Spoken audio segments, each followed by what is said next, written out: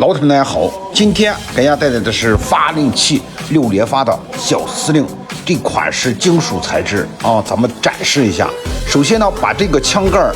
拿起之后呢，把这个弹道取下来，弹道上面呢有个卡簧，把这个卡簧整下来之后呢，放6个发令弹，发令弹的规格是5.6的，然后呢，它是一个半封闭的啊，也是不是那个全封闭的，然后呢，这个齿轮的这个朝下，正前方放进去。大家有喜欢的点我头像，进我小店去看看。